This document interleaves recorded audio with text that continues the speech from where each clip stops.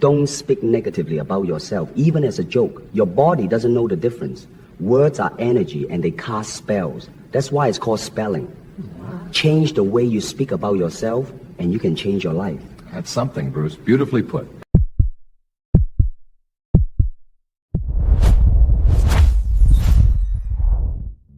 I want to ask you something. What is the first thought you have when you wake up in the morning? Is it good?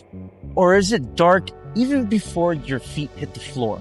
Because that thought, that very first thought, is doing something to your body that most people have no idea about. And today, I'm going to show you exactly what that is. And more importantly, how to stop it.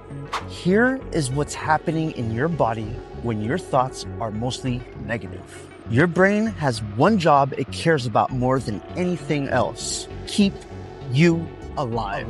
That's it. Stay alive, don't die.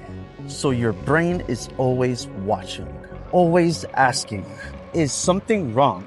Is something dangerous? And here is the crazy part. Your brain cannot tell the difference between something actually dangerous and just thinking about something dangerous. To your brain, they feel exactly the same. So when that inner voice keeps saying, I'm not good enough, nothing is going to work out, something bad is gonna happen, your brain hears that and says, danger, emergency, prepare for attack. Your stress chemicals go up, your immune system gets weaker, and your body stops fixing itself the way it should. And this doesn't happen for a few minutes. For people who think negatively most of the time, this happens for years. A body that never gets to fully rest, gets old faster, gets sick easier, breaks down sooner. Thinking bad thoughts isn't just a bad habit. It's hurting your body every single day. Picture a castle, big walls, strong gates, built to protect everyone inside. Now imagine the soldiers took all their weapons and pointed them at their own walls. No enemy even needed to show up. The castle is destroying itself from the inside. That is what negative thinking does to your body. You are the castle, and right now, you might be your own worst attacker. Your stress chemicals go up, your immune system weakens. This is not a metaphor.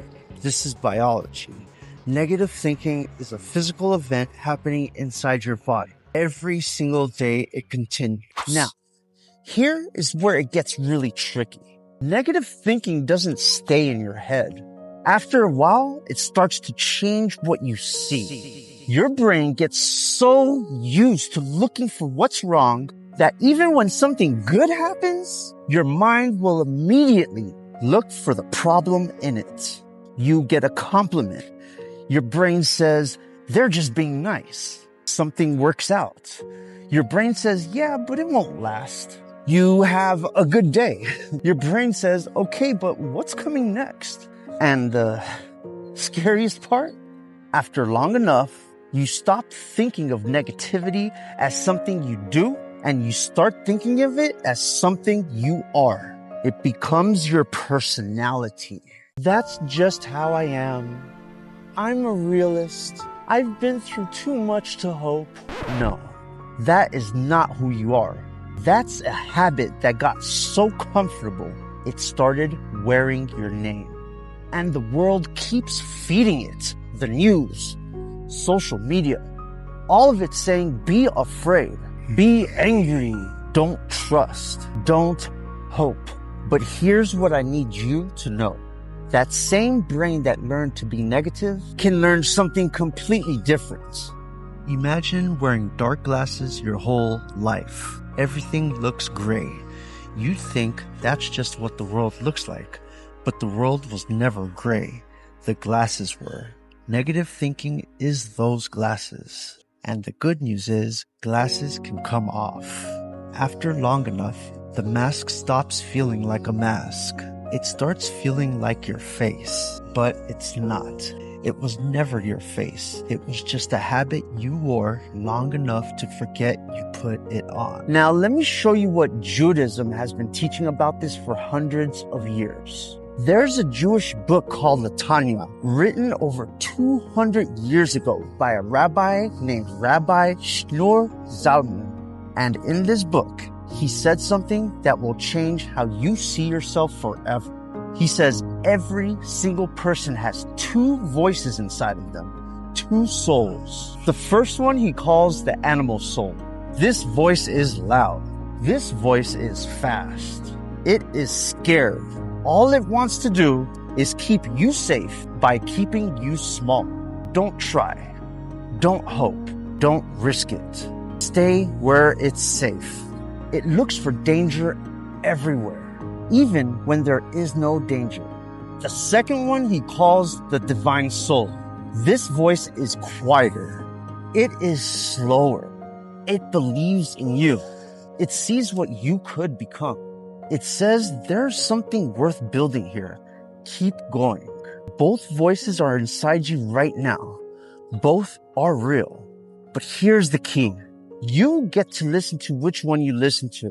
Not once, every single day. The Tanya gives you a tool for this. It's called Hitbonenut, which just means think deeply on purpose. Instead of letting your brain go wherever it wants, you pick something true and good, and you hold it in your mind. You think about it slowly, carefully, long enough that it stops being just a thought in your head and becomes a feeling in your chest. That isn't wishful thinking. That is training your brain. The same way you train your muscle. You do it every day and it gets stronger. Both souls are real. Both voices are inside you right now. The question is not which one exists. The question is which one you hand the wheel to. The Tanya was written over 200 years ago, and it already had the answer. Not therapy, not a 30-day program, just a framework for understanding the two forces inside every human being, and a daily practice for choosing which one wins. The Tanya doesn't tell you to fake a smile and pretend the pain isn't real. It tells you something much harder and much more powerful. It says you have a divine soul inside you, placed there by God himself, that sees further than your fear does. And every single morning when you wake up, before that scared voice gets loud, before the bad thoughts start to line up at that door, you have one window, one moment to decide which soul is going to drive your day.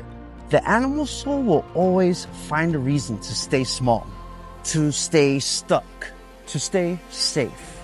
But the divine soul, the one that was breathed into you before you took that first breath, that soul doesn't care about safe. It cares what you were put here to do, what you were built to become. What is still waiting to be built inside of you? The scared voice builds a prison, brick by brick, from fear and doubt and stone. But the soul God put inside of you was never meant to be put in chains. It was made to build a home. Okay, so here's what you actually do. 3 simple things. 1, name the voice. When the negative thoughts start, don't fight them.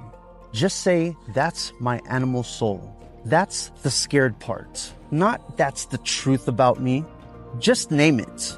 Because the moment you can look at a thought, instead of looking through it, it loses its power over you.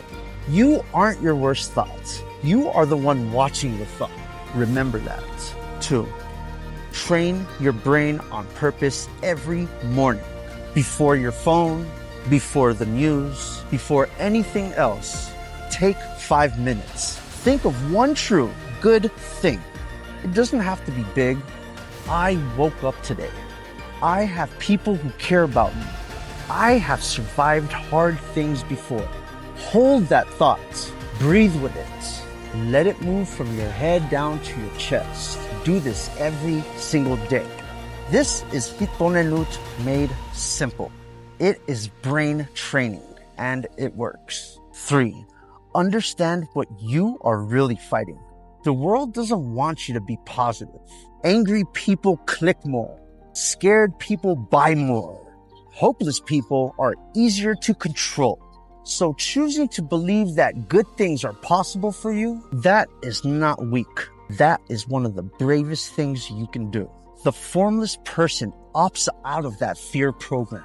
Not because life is perfect, but because they decided the divine soul gets to drive. You are not your bad mornings. You are not the scary voice that says it will never get better. You are a soul that was sent here to build something, and it is never too late to start. Choosing to be positive in a world that profits from your fear is not naive. It is one of the most radical, deliberately brave things a person can do. The formless person stands in that light on purpose. Stop being your own enemy. Let's build.